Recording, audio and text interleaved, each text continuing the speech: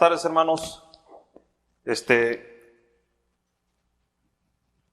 Bienvenidos sean todos a la Iglesia de Cristo. También le damos la bienvenida a nuestros invitados que nos acompañan por primera vez. Como siempre, antes de iniciar, pues le doy las gracias a Dios porque me ha dado la oportunidad de estar aquí con todos ustedes y de tener el privilegio de presentar este estudio que Él me dio en este día.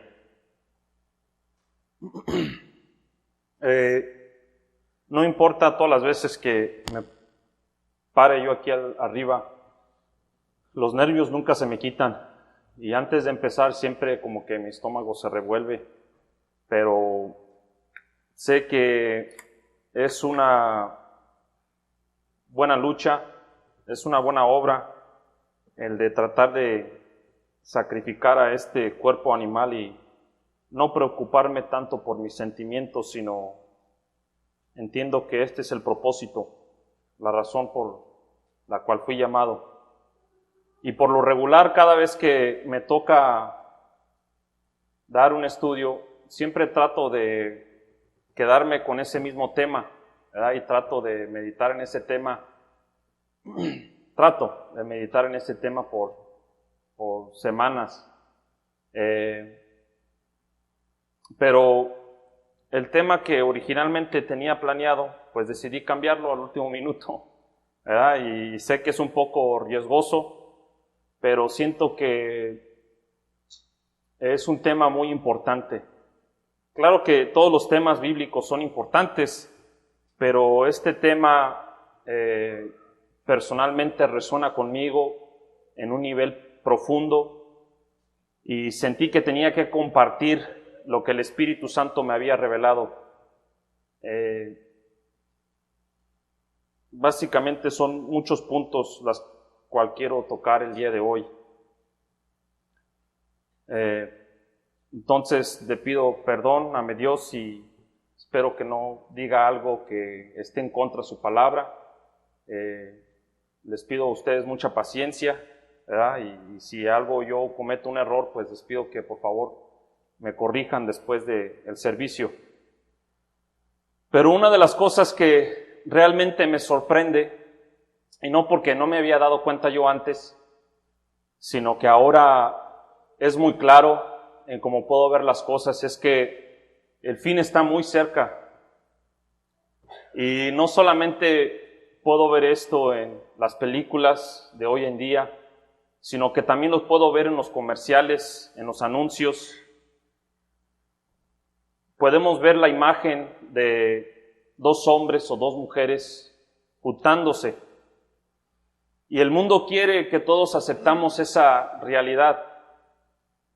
Y lo que se me vino a la mente es que si todos en el mundo se dieran cuenta lo que dice la palabra, lo que es aceptable y lo que no es aceptable, quizá muchos nos acusarían de ser gente odiosa por seguir la verdad, porque la palabra no acepta todo lo que el mundo llama amor. Quizá muchos de nosotros ya no asistiríamos a la iglesia al saber que la gente de afuera sabe que somos miembros de la iglesia de Cristo.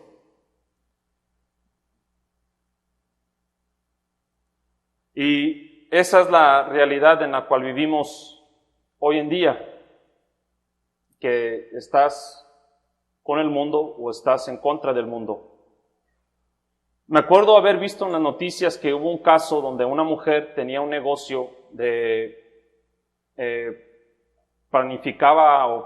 planificación de bodas, y porque ella había negado a planear la boda de dos mujeres, o sea, su caso fue publicado y salió por todas las noticias, y toda la gente condenaba a esta mujer por lo que había hecho.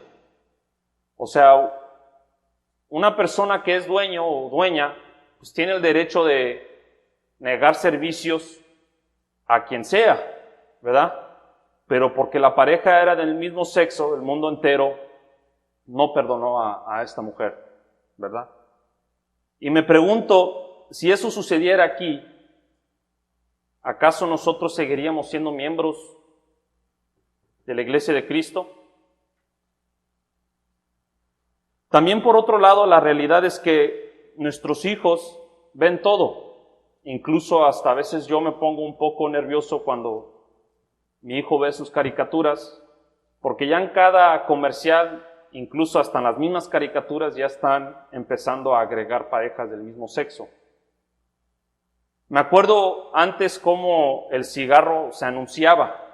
Todos sabían que el cigarro pues era malo para ti y para tu salud, pero sin embargo todos lo aceptaban porque era la moda. Los artistas famosos lo hacían, todos lo hacían. Y otra cosa muy importante que debo agregar a mi punto es que nosotros no condenamos. Y yo, por ejemplo, en mi caso, yo nunca he rechazado ayudar a un alumno por sus creencias, ni tampoco soy nadie para juzgar a ese alumno. Dios no me puso en este mundo para juzgar. Todos son bienvenidos a la Iglesia de Cristo, y más cuando uno se arrepiente. Lo que uno hace cuando se para aquí al frente es repetir lo que ya está escrito. Pero mi punto es que esta es la realidad en la cual vivimos ahora. Y no vamos a poder cambiar esa realidad. Aunque trate yo de controlar lo que ve mi hijo, o trate yo de bloquear ciertas cosas, al fin él se va a dar cuenta de todo eso y va a ver todo eso él.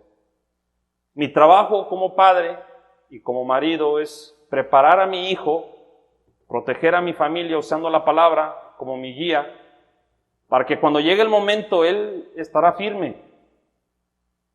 Y así muchos de nosotros debemos de luchar para seguir adelante. Cuando lees la historia de Sodoma y Gomorra, te das cuenta qué tan lejos puede llegar la maldad del hombre en el mundo. Si leen la historia de Sodoma y Gomorra, para todos los que no han leído esa historia, cuando los dos ángeles vienen a advertir a Lot que Dios iba a destruir a tal Sodoma y Gomorra, la gente de la ciudad se rodea alrededor de la casa de Lot y demandan a Lot que dejara salir los dos hombres, los ángeles, que los dejara salir de su casa para que ellos pudieran hacer lo que ellos quisieran con ellos. Llega hasta un punto donde Lot ofrece a sus dos hijas al grupo de personas que se estaba rodeando alrededor de su casa. Y hasta incluso le dice, no han visto hombre, pueden hacer con lo que ustedes quieran con mis hijas, pero no toquen a mis invitados, porque eso era costumbre. El dueño de la casa protegía a los invitados.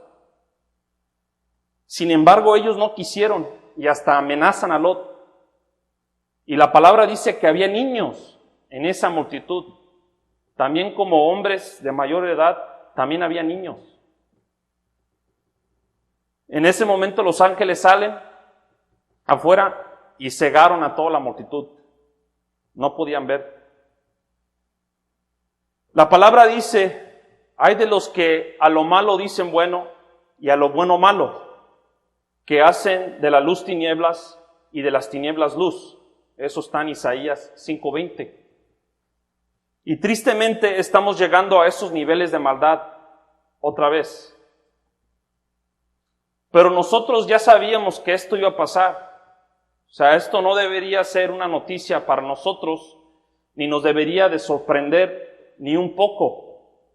No es nada que no se ha dicho, no es nada de que no se ha escrito. Todo lo explica muy bien la palabra. Y la palabra también dice, aprovechando bien el tiempo, porque los días son malos. Eso está en Efesios 5:16. Aprovechando bien el tiempo. ¿Qué quería decir aquí el apóstol Pablo cuando él dice aprovechando bien el tiempo? ¿Cómo es hacer buen uso de nuestro tiempo? Entendemos que la maldad aumentará y entendemos que el fin está cerca, pero ¿cómo aprovecho yo bien el tiempo que me queda? Cada vez que me pongo yo a estudiar, me gusta analizar mucho la vida de Pablo, el modo de que él explica las cosas. Y aunque él clama a ser pecador por ser carne y tener sus debilidades, él estaba convencido hacia donde él se dirigía. Un Pablo que en algún tiempo fue perseguidor de los cristianos, ahora estaba seguro de ganarse la corona de vida y sus obras lo comprueban. Vamos a leer Filipenses 1, 20 al 24. Filipenses 1, 20 al 24.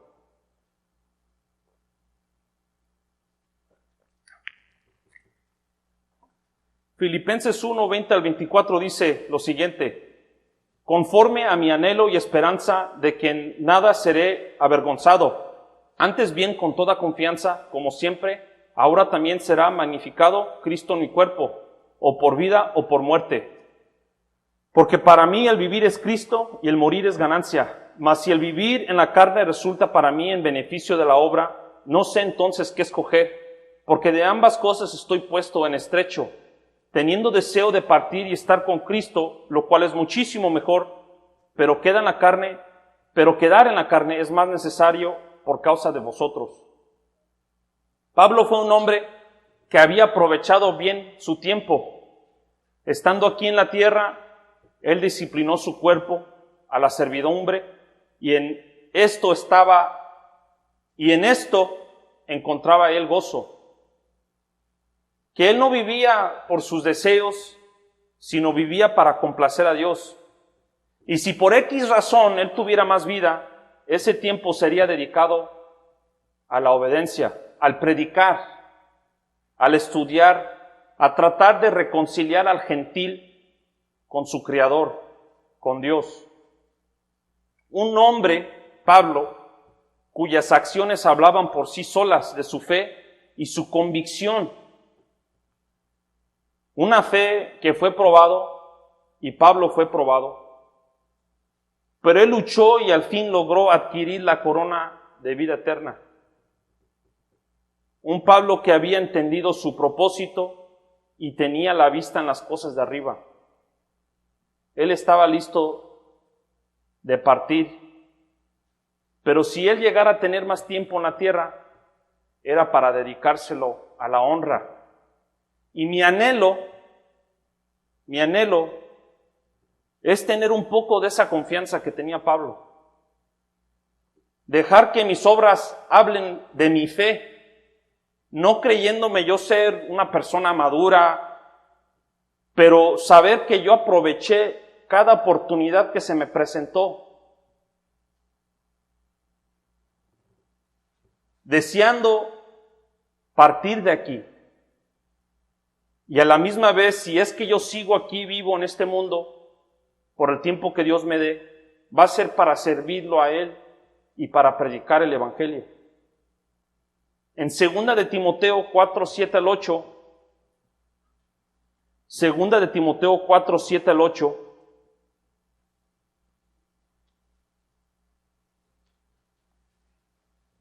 la palabra dice lo siguiente: he peleado la buena batalla, he acabado la carrera, he guardado la fe.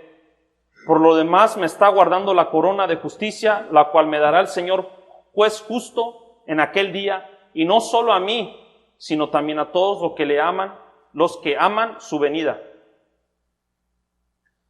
Una confianza tan grande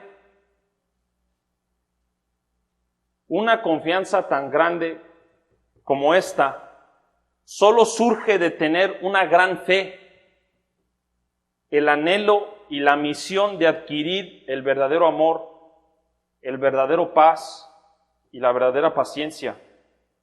Una fe que está acompañada con el sacrificio, con el esfuerzo, que a pesar de todo el mal que existe, todo el mal que pueda estar aquí, o todo el mal que pueda venir, esa fe sigue firme, resistiendo a la tentación, constantemente creciendo en madurez y sabiduría. La palabra dice: bienaventurado el varón que soporta la tentación, porque cuando haya resistido la prueba, recibirá la corona de vida que Dios ha prometido a los que le aman. Santiago 1:12.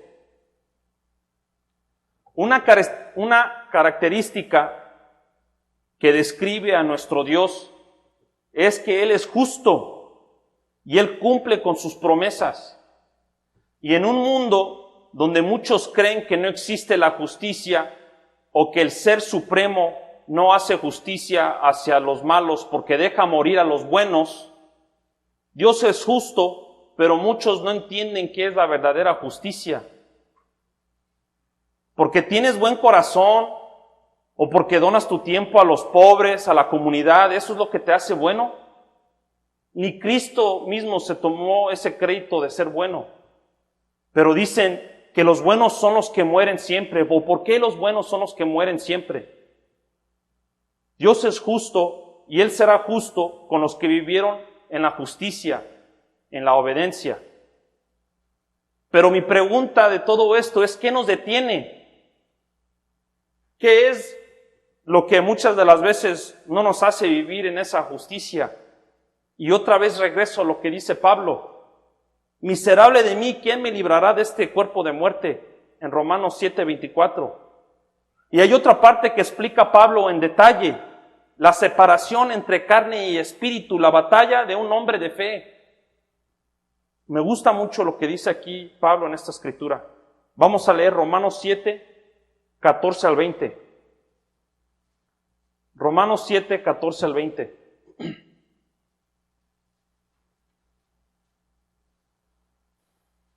Romanos 7:14 al 20 dice, porque sabemos que la ley es espiritual, mas yo soy carnal, vendido al pecado. Porque lo que hago no lo entiendo, pues no lo hago lo que quiero, sino lo que aborrezco, eso hago. Y si lo que no quiero, esto hago, apruebo que la ley es buena. De manera que ya no soy yo quien hace aquello, sino el pecado que mora en mí. Y yo sé que en mí, esto es, en mi carne, no mora el bien, porque el querer el bien está en mí, pero no el hacerlo.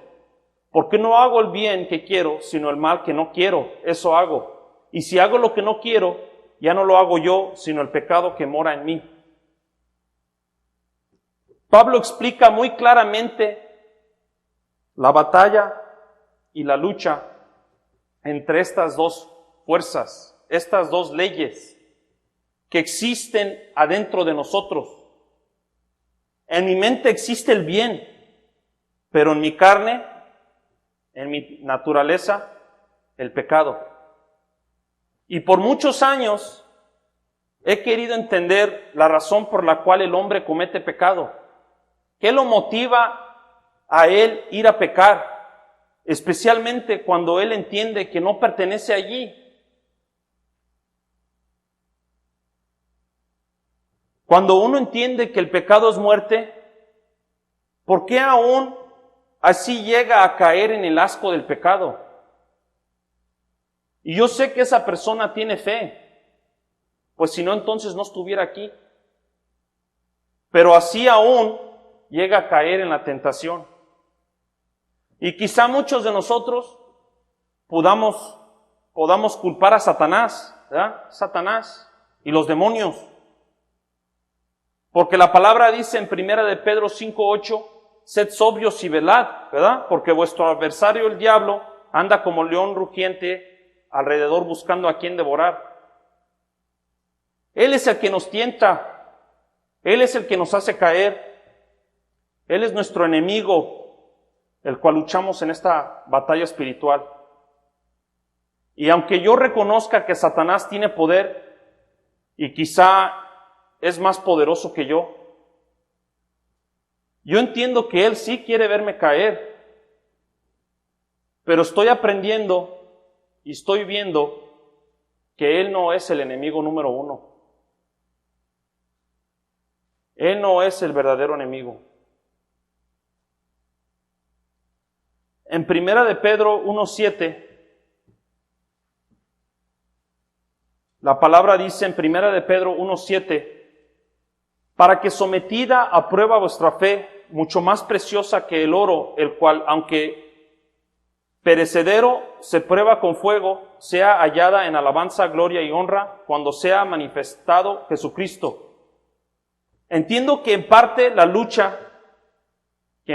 esta lucha espiritual, nuestra fe va a ser probada y debe ser probada. Y Satanás es un utensilio para esa prueba. Uno no solamente se salva nomás creyendo, sino lo demuestra con sus obras. Dios quiere ver en ti qué tanta fe tú tienes para con Él. Porque así como Cristo le dijo a la mujer pecadora, después de haberle lavado los pies, tu fe te ha salvado, yo reconozco que cuando llegue el fin, nuestra fe va a ser la que nos va a salvar a través de nuestros hechos. Pero hay una escritura que también dice, los demonios creen y tiemblan. Esa está en Santiago 2:19. Entonces, ¿qué nos separa? ¿Qué nos separa? Una de las preguntas durante este estudio que se me vino a la mente fue si Satanás puede leer nuestras mentes. Si Satanás tiene el poder de conocer qué tanta fe yo tengo para con Dios. ¿Acaso Él conoce mi corazón? ¿Acaso Él conoce mis pensamientos y puede usarlos contra mí? Y muchos aquí a lo mejor sabemos la respuesta a esa pregunta. Entendemos que Satanás sí es nuestro enemigo, nuestro adversario, el príncipe de la potestad del aire. Pero Él no conoce qué tanta fe tengo, ni tampoco conoce mis pensamientos. Él sí sabe que soy carne y conoce mis debilidades, porque Él me ve cada vez que caigo, pero Él no conoce mi corazón. Pero cuando yo entendí esa parte, ahí es donde me puse un poco triste. Y ahorita lo voy a explicar por qué. Satanás no puede leer mis pensamientos y existen muchos ejemplos que comprueban que ese hecho es cierto.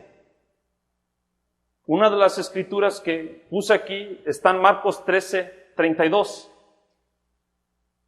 que dice, pero de aquel día y de la hora nadie sabe, ni aun los ángeles que están en el cielo, ni el Hijo, sino el Padre. Marcos 13:32. Ni aun los ángeles saben cuándo será el fin. Satanás y los demonios en alguna vez fueron ángeles.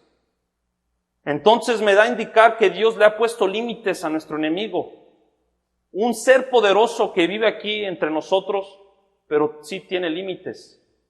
Y si nos ponemos a meditar un poco, si Satanás hubiera conocido la fe de Job, ¿verdad? Si él realmente hubiera podido meterse a la mente de Job y conocer su corazón, ¿tú crees que Satanás hubiera hecho esa pregunta a Dios? ¿Tú crees que a lo mejor él hubiera, no sé, tomado el tiempo y la energía para quitarle todo al Job si al fin hubiera sabido él que él iba a ser un hombre de fe, un siervo fiel? Quizá a lo mejor otro ejemplo que podríamos usar es si Satanás hubiera reconocido que al matar a Jesucristo existiría la remisión de pecados. Quizá a lo mejor Satanás no mata a Cristo. ¿Para qué matarlo? Si el momento que lo mato va a existir la remisión de pecados.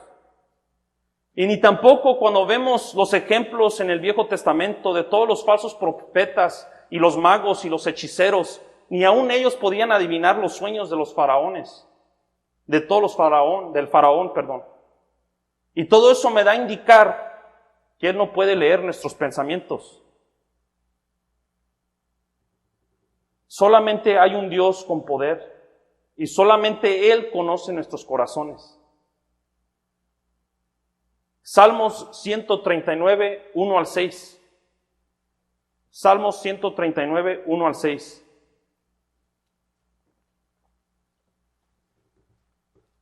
Dice la palabra en Salmos 139, 1 al 6. Oh Jehová, tú me has examinado y conocido. Tú has conocido mi sentarme y mi levantarme. Has entendido desde lejos mis pensamientos. Has escuadriñado mi andar y mi reposo. Y todos mis caminos te son conocidos. Pues aún no está la palabra en mi lengua. Y he aquí, oh Jehová, tú la sabes toda. Detrás y delante me rodeaste, y sobre mí pusiste tu mano. Tal conocimiento es demasiado maravilloso para mí, alto es, no lo puedo comprender. Claro que sí podemos ser influidos por Satanás. Y somos probados por él, porque Dios lo permite. Pero él no conoce nuestros corazones, ni él conoce qué tanta fe tú tienes. Cuando me di cuenta de todo esto, eso fue lo que me hizo un poco triste.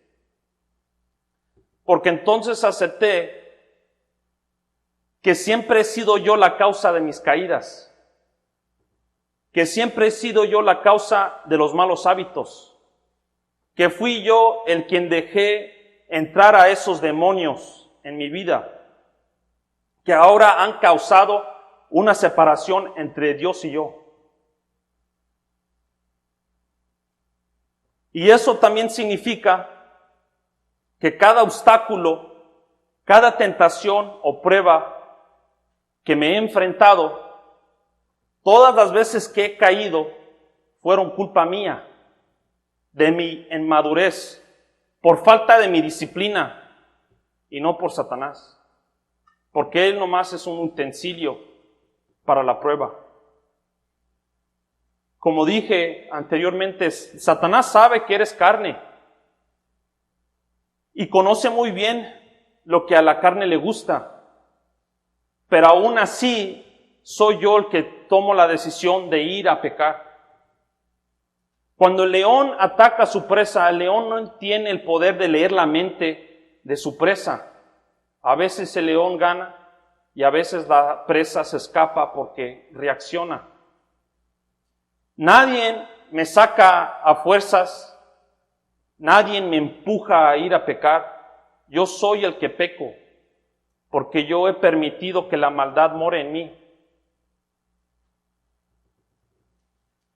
Es esa carne que no he podido dominar, es la que me hace caer. Entonces aprendí que yo soy mi peor enemigo. Y en una parte entiendo que nunca podré superar todas mis debilidades, porque así aún la debilidad lleva a propósito. La debilidad nos hace segundo, nos humilla y nos hace reconocer que necesitamos a Dios. Pero es por eso mi anhelo es alcanzar la madurez de Pablo. Porque aunque él reconocía que él tenía este mal adentro de él, una debilidad que él dice que no lo dejaba descansar, sus obras, su trabajo superaba mucho más esa debilidad. Sus obras fueron lo bastante para que él alcanzara la vida eterna. Y él sí había tomado ventaja de su tiempo, nunca desperdiciando la oportunidad de servir y ir a predicar. Un siervo útil que supo usar sus talentos. Romanos 5, 3 al 4. Romanos 5, 3 al 4 dice la palabra: y no solo esto, sino que también nos gloriamos en las tribulaciones, sabiendo que la tribulación produce paciencia, y la paciencia prueba, y la prueba esperanza. Y aunque me puse un poco triste al reconocer que yo soy el problema, la causa de mis caídas, también a la misma vez fui motivado al saber que la única persona en mi camino soy yo. Entonces debo luchar para madurar más, utilizar ese espíritu que Dios me dio, que está lleno de poder, de amor y de dominio propio. Y aunque el mundo se esté perdiendo, aunque el pecado y los demonios sigan aumentando, entiendo que yo debo seguir en la lucha siempre, ejercitando la mente, utilizando ese espíritu que Dios me dio. Ahora entiendo lo que Pablo dijo en 1 Corintios 9:24.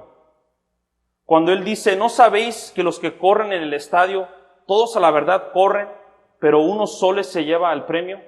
Corred de tal manera que lo obtengáis. Todo aquel que lucha, de todo se abstiene. Ellos a la verdad para recibir una corona corruptible, pero nosotros una incorruptible. Golpeo mi cuerpo y lo pongo en servidumbre. Y hermanos, quiero acabar con esto. Cuando Pablo manda la carta a la iglesia de Corintio, según la historia y uno de los artículos que había leído, la iglesia de Corintio era una iglesia muy joven. Solamente llevaba aproximadamente 3 años de establecimiento. En su carta, Pablo agradece a Dios por los cristianos de la iglesia en Corintio, por el don de ser miembros, por su conocimiento y la promesa de la venida de Cristo. Y por ser una iglesia joven, ellos tenían muchos problemas, tal como muchos de nosotros. Y uno de los problemas que ellos tenían era la división. Y según este artículo que yo leía, da a indicar que muchos de los miembros habían aceptado los valores de la sociedad romana. La sociedad romana valoraba la sofisticación y trataban la venida de Cristo como una locura. Es por eso que Pablo habla sobre la sabiduría de Dios y la compara a la sabiduría del hombre. ¿Dónde está el sabio? ¿Dónde está el escriba? ¿Dónde está el disputador de este siglo? No ha enloquecido Dios la sabiduría del mundo, sino que lo necio del mundo escogió Dios para avergonzar a los sabios, y lo débil del mundo escogió Dios para avergonzar a lo fuerte. En 1 Corintios 1. Mi punto con este estudio es que aunque estamos en este mundo destructivo, viviendo en una sociedad que acepta toda clase de amor, nosotros debemos reconocer que no se compara al amor auténtico que Dios ofrece. Y que es gracias a Dios que tenemos este entendimiento, la sabiduría y las herramientas para poder luchar contra este mal que se opone contra las fuerzas de Dios, las enseñanzas de Dios. El poder de poder luchar contra nuestra naturaleza. Y que muchas de las veces nuestra falta de madurez es detenida por nuestros propios deseos pecaminosos. Somos nosotros los que decidimos pecar, los que decidimos desobedecer. Y si yo fracaso y mi familia cae, es por culpa mía y de nadie más. Y si el día de mañana no llego a adquirir la vida eterna, no será porque no pude alcanzar la vida eterna, porque esa no es una meta que es inalcanzable, sino será porque yo mismo decidí no llegar ahí por medio de mis hechos, porque dejé que mi propia carne me dominara y no utilicé el Espíritu de Dios. Si mi hijo llega a caer en el mundo, no será porque no le di un buen ejemplo, no será porque no me sacrifiqué. Solo tú te interpones en tu propio camino. Entonces, hermanos, está en nuestras manos. Hay que no tirar la toalla y hay que levantarnos y seguir en la lucha. Como dice el canto, firmes y adelante. No nos ha sobrevenido ninguna tentación que no sea humana, pero fiel es Dios, que no os dejará ser tentados más de lo que podéis resistir. Eso está en 1 Corintios 10:13. Hermanos, con ese consejo los dejo. Y si hay una persona, un invitado que gusta pasar al frente y obedecer el Evangelio, no se detenga, pase mientras entonamos este himno de invitación. Gracias.